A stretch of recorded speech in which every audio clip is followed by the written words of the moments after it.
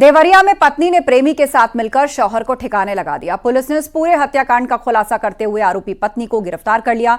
Trolley bag में उसका शव मिला था। ट्रॉली बैग पर एयरपोर्ट का एक स्लिप लगा हुआ था जिस पर देवरिया के नौशाद नामक व्यक्ति का नाम था। पुलिस शव की फोटो और स्लिप लेकर गांव पहुंची तो पता चला कि शव भटौली गांव के रहने वाले नौशाद अहमद का है। 10 दिन पहले वो दुबई से लौटा था। पुलिस ने मृतक की पत्नी को हिरासत में लिया। कड़ाई से पूछताछ की तो रजिया टूट गई। रजिया ने बताया वो मृतक नौशाद के भाई के लड़के यानी कि अपने भांजे से प्रेम करती है और भांजे के साथ मिलकर उसने अपने पति की हत्या की। रजिया के मुताबिक हत्या करने के बाद उसने घर में रखा एक ट्रॉली बैग लिया और शव को ठूसने की कोशिश की, पर बैग पैर बड़ा होने के कारण वो बैग में नहीं आया। फिर रजिया ने घर में रखे विदेशी ट्रॉली को निकालकर शव को ठिकाने लगाया। कुछ दिन पहले उत्तर प्रदेश के मेरठ जिले में नीले ड्रम का कांड आया था। अब वही कांड देवरिया जिले में आ गया है, लेकिन यहाँ पे नीला ड्रम तो नहीं, ट्रॉली बैग है। बताया जाता है कि एक ट्रॉली बैग में एक अज्ञात युवक का शव मिला था और उस शव की पहचान मईल थाना क्षेत्र के भटौली गांव के रहने वाले नौशाद अहमद की हुई। नौशाद अहमद का संबंध उसकी पत्नी से ठीक नहीं था और इस हत्याकांड में उसकी पत्नी कातिल बन गई और अपने प्रेमी के साथ अपने पति की हत्या कुल्हाड़ी मार से कर दी। शव को ठिकाने करने के लिए उसने एक विदेशी ट्रॉली का सहारा लिया और मईल थाना क्षेत्र से तरकुलवा थाने की दूरी जो तकरीबन 60 किलोमीटर है, उस ट्रॉली बैग में शव को भरकर फेंक दिया। हालांकि पुलिस इस मामले में कार्रवाई करने के लिए कर रही है और हत्या में प्रयोग कई सामान भी बरामद कर लिया है और पत्नी को अरेस्ट कर आगे की कानूनी कार्रवाई में जुट गई है। देवरिया से न्यूज 18 के लिए उमाशंकर भट्ट। और खबर हापुड़ से, जहां हापुड़ कोतवाली क्षेत्र से 3 बच्चों की मां का देवर पर दिल आ गया और फिर भाभी देवर को लेकर फरार हो गई। काफी खोजबीन के बाद जब पति को पत्नी नहीं मिली तो पति ने पुलिस से मदद की गुहार लगाई। पिता 3 बच्चों के साथ पुलिस के पास पहुंचा और महिला की खोज करने की गुहार लगाई। बच्चों ने हाथ जोड़कर मां से घर वापस आने की अपील भी की। जी रामगढ़ी से मेरे चाचा के लड़के के साथ मेरी घरवाली चली गई है 2 तारीख में। आपने कोई तहरीर वगैरह दी? हाँ जी, थाने में दी थी लेकिन कोई कार्रवाई नहीं हुई। मेरे बच्चे छोटे छोटे हैं, वो परेशान हो रहे हैं। अच्छा। वो रो रहे हैं। मैं हाथ जोड़ के ये विनती करता हूँ कि जल्द से जल्द वो मिल जाए। कानपुर में तापमान 40 डिग्री पहुंच रहा है। गर्मी से सब परेशान हैं। बढ़ती गर्मी के चलते कानपुर की जू में पक्षियों और जानवरों के लिए ठंडक के इंतजाम किए गए हैं। बाड़ों में स्प्रिंकलर के जरिए कृत्रिम बारिश कराई जा रही है ताकि ठंडक बनी रहे, गर्मी का एहसास ना हो। इसके लिए शेर, टाइगर, तेंदुए के बाड़ों में कूलर या एग्जॉस्ट फैन लगाए गए हैं। शेर और चीतों के बाड़े में पानी भरकर रखा गया ताकि इसमें बैठकर वो खुद को ठंडा रख सकें। हाँ, इस बार देखिए, जैसे आप देख रहे हैं गर्मी बहुत तेज़ी से बढ़ती जा रही है। तो जैसे हम इस टाइम पक्षी बाड़े के बाहर खड़े हैं तो यहाँ पर हम लोगों ने खस के पर्दे लगाए हैं जिसके ऊपर पानी से हम लोग लगातार उसमें गीला करके उसको टेम्परेचर मेंटेन करते हैं।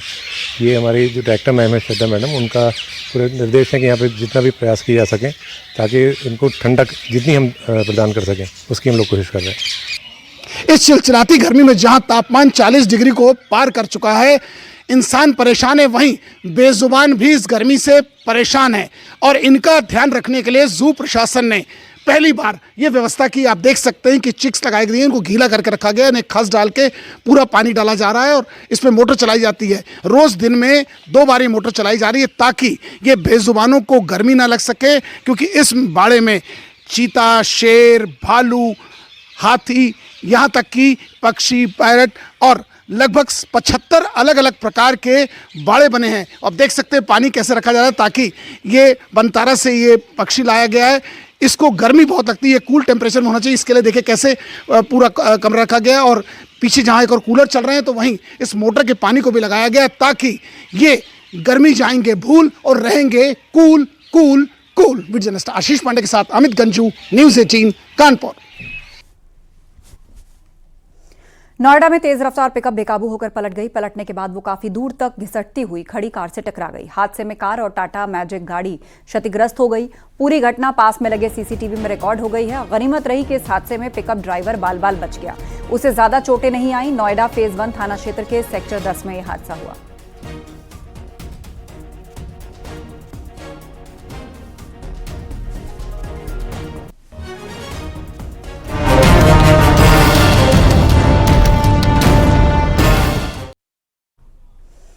कुशीनगर में शादी की खुशियां मातम में बदल गई। बहन की शादी समारोह में करंट लगने से भाई की मौत हो गई।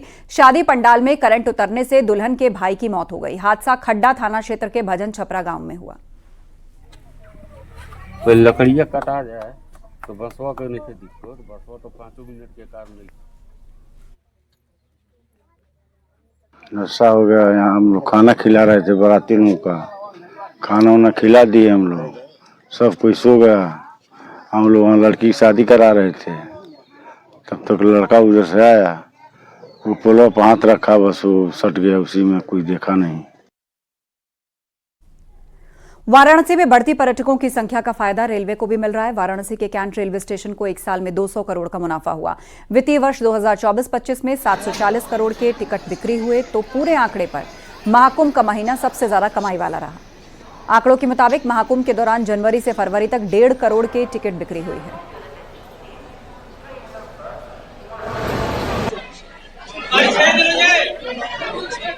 तो अब इसमें हमारा जो कुल अर्निंग थी वो 570 करोड़ के आसपास थी, और जो बढ़कर अभी 740 करोड़ के आसपास जो है हमारी जो अर्निंग है वो पहुंच गई है।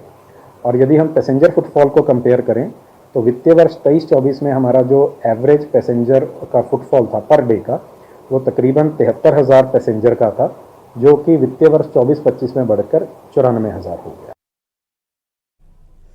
हापुड़ में पहली पत्नी को तलाक दिए बिना महिला सिपाही से दूसरी शादी करने के मामले में पुलिस ने कार्रवाई की। एसपी ने महिला सिपाही निर्मला को सस्पेंड कर दिया। दरअसल नवीन की शादी 16 फरवरी को नेहा से हुई थी और 15 दिन बाद नवीन ने पहली पत्नी नेहा को बिना तलाक लिए महिला सिपाही निर्मला से दूसरी शादी की। पहली पत्नी ने केस दर्ज कराया और फिर एसपी ने महिला सिपाही निर्मला को सस्पेंड कर दिया।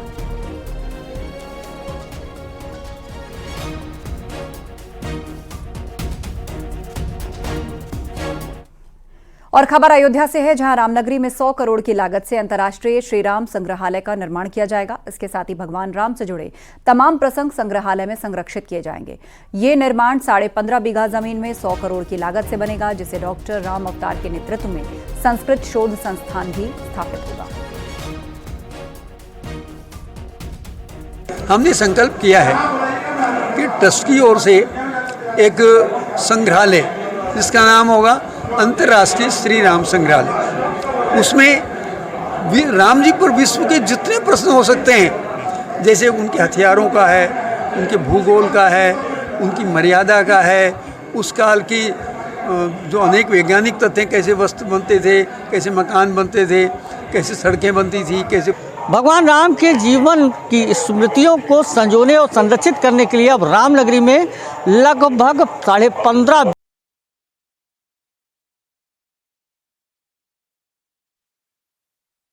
भगवान राम के जीवन की स्मृतियों को संजोने और संरक्षित करने के लिए अब रामनगरी में लगभग 15.5 बीघा परिक्षेत्र में 100 करोड़ की लागत से एक अंतर्राष्ट्रीय स्तर का राम संग्रहालय बनाए जाने की कवायद की जाने वाली है, जिसको लेकर के जमीन परचेज की कार्रवाई शुरू कर दी गई है। भगवान श्री राम के जीवन से जुड़े हुए स्मृतियाँ जो पूरे विश्व में हैं उनको उस संग्रहालय में एकत्रित किया जाएगा। इसके साथ ही भगवान के मर्यादाओं की जानकारी युवाओं को दी जाएगी। 16 संस्कार जो जीवन से जुड़े हैं उसमें अंतिम संस्कार को छोड़कर शेष 15 संस्कार और रामायण कालीन मर्यादाओं की जानकारी संग्रहालय में उपस्थित रहेगी। इतना ही नहीं, आगामी पीढ़ी अपना जन्मदिन और अपने पूर्वजों को वहाँ पर श्रद्धांजलि भी दे सकेगी। इसके साथ ही राम और रामायण कालीन चलचित्रों का उसका प्रदर्शन भी गैलरी के जरिए होगा। फिलहाल श्री राम शोध संस्कृत संस्थान के द्वारा माझा बरहटा क्षेत्र में 15.5 बीघा में श्री राम अंतर्राष्ट्रीय संग्रहालय बनाया जाएगा, जिसको बनाए जाने की कवायदें भी लगभग शुरू कर दी गई है और इस प्रक्रिया में जमीन की खरीदारी हो चुकी है। अब जल्द ही नक्शा पास होने के बाद अंतर्राष्ट्रीय श्री राम कथा संग्रहालय के तर्ज पर अंतर्राष्ट्रीय श्री राम संग्रहालय का निर्माण किया जाएगा। कैमरा पर्सन सर्वेश के साथ निमिष गोस्वामी, न्यूज़ 18 अयोध्या।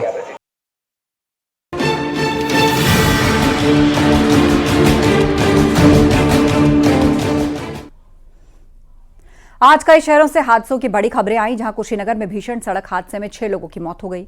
वहीं आगरा में हादसे के दौरान 2 लोगों की मौत हो गई।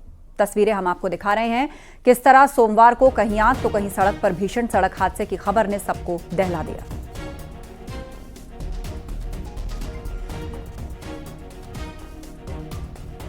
बांदा में रोडवेज बस ने बाइक में टक्कर मार दी। इस हादसे में 2 युवकों की मौत हो गई और एक गंभीर रूप से घायल हो गया। ये लोग साले की शादी में शामिल होने के बाद घर लौट रहे थे।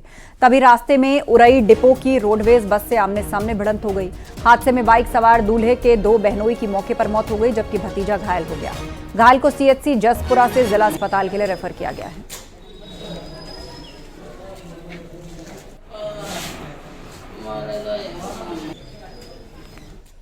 उधर सोनभद्र में ट्रक में टैंकर में टक्कर हो गई और हादसे में टैंकर दीवार तोड़ते हुए घर में घुस गया। हादसे में घर में मौजूद 4 लोग घायल हो गए और मकान भी क्षतिग्रस्त हो गया। हादसे के बाद टैंकर ड्राइवर मौके से फरार हो गया। सूचना पाकर मौके पर पहुंची डाला चौकी पुलिस राहत और बचाव कार्य में जुट गई।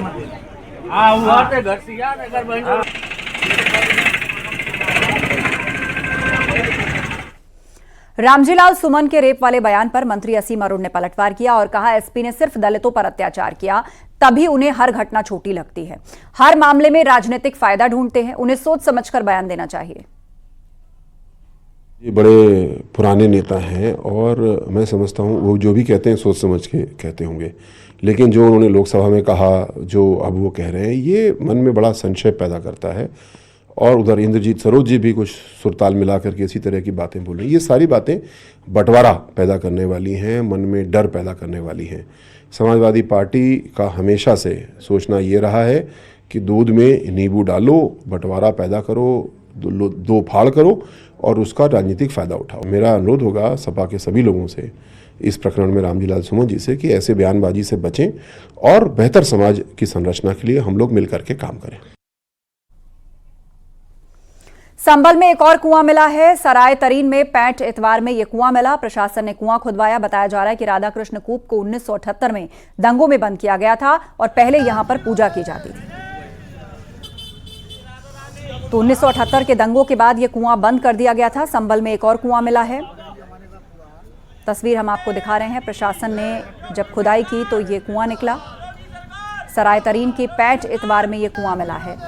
बताया जा रहा है कि राधाकृष्ण कूप को 1978 में दंगों के बाद बंद किया गया और पहले यहां पर पूजा भी की जाती थी।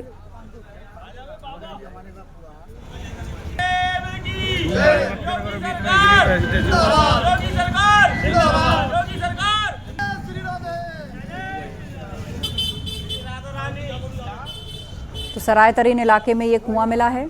प्रशासन ने इस कुएं को खुदवाया है। बताया जा रहा है कि 1978 के दंगों के बाद उसको बंद करवा दिया गया था, लेकिन वहां पर जो खुदाई चल रही है उसमें एक और कुआं मिला। सराय तरीन इलाके में ये कुआं मिला है और ये भी दावा किया जा रहा है कि 1978 तक इसमें पूजा भी की जाती थी, जिसके बाद उसको बंद करा दिया गया।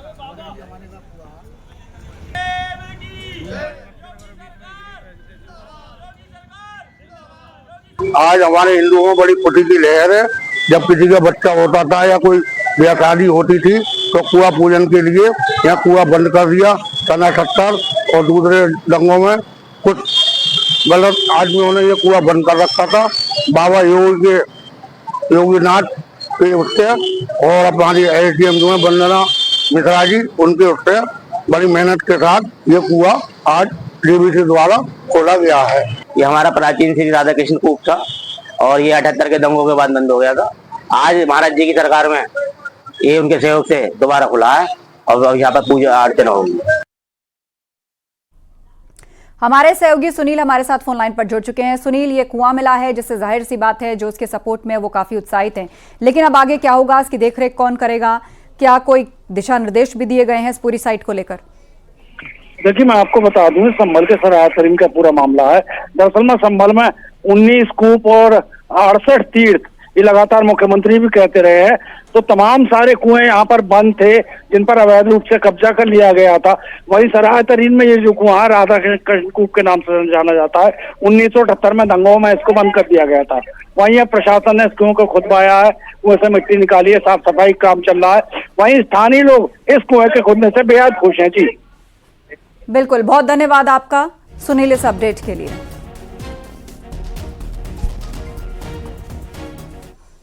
इटावा में पुलिस ने स्टंट कर रील बनाने वालों के खिलाफ अभियान चला रखा है। पुलिस ने 3 स्टंटबाजों के खिलाफ 39,000 रुपए का जुर्माना किया। एक के खिलाफ 17,000, दूसरे के खिलाफ 16,000 और 6,000 रुपए का जुर्माना किया गया। इटावा पुलिस ने तीनों स्टंटबाजों के वीडियो जारी किए हैं।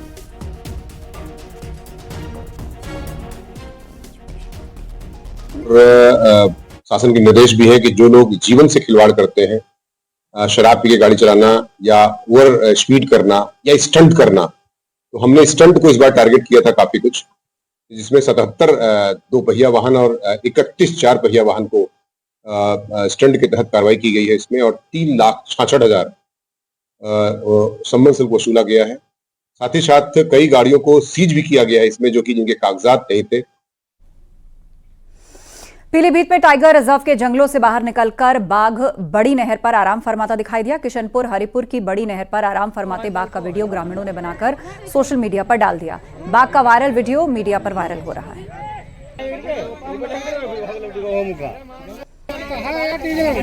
पीलीभीत टाइगर रिजर्व में आराम फरमाता हुआ बाघ दिखा, जिससे पर्यटक काफी उत्साहित हो गए।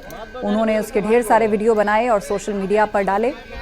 एक वीडियो वायरल हो गया है जहां पर टाइगर रिजर्व के जंगलों से बाहर ये बाघ आया और आराम करता दिखा। बड़ी नहर पर आराम फरमाता दिखा बाघ, जिसे कैमरे में वहां मौजूद पर्यटकों ने कैद किया। नोएडा में एयर पोल्यूशन कम करने के लिए नोएडा प्राधिकरण ने मिस्ट स्प्रे लगाकर एक पायलट ही प्रोजेक्ट शुरू किया है। डीएसई रोड पर शुरू किए गए 700 मीटर के स्ट्रेच में 13 पोल पर मिस्ट स्प्रे लगाए गए हैं और मिस्ट स्प्रे पीक आवर में सुबह शाम 3-3 घंटे चलाए जा रहे हैं। दिल्ली के बाद नोएडा में लगाए गए हैं मिस्ट स्प्रे। प्रदूषण में कमी आएगी ऐसी उम्मीद की जा रही है। 13 पोल्स पर मिस्ट स्प्रे लगाए गए हैं। ये स्प्रे पीक आवर में सुबह और शाम 3-3 घंटे चलाए जा रहे हैं। नोएडा के सेक्टर 15, 16 मेट्रो स्टेशन के पास डीएसई रोड पर ये स्प्रे लगे हैं। 700 मीटर स्ट्रेच पर पायलट प्रोजेक्ट के तौर पर इनको लगाया गया। प्रदूषण की रोकथाम में कहा जा रहा है कि ये प्रभावी होंगे। 13 पोल्स पर इन स्प्रेज को लगाया गया है। PM 2.5 पार्टिकल्स यानी धूल के कण को ये कम करेगा। सुबह पीक आवर्स में 3-3 घंटे चलेगा mist spray. Pilot project successful होने पर शहर के बाकी चिन्हित व्यस्ततम रोड पर भी ऐसे स्प्रे लगाए जाएंगे।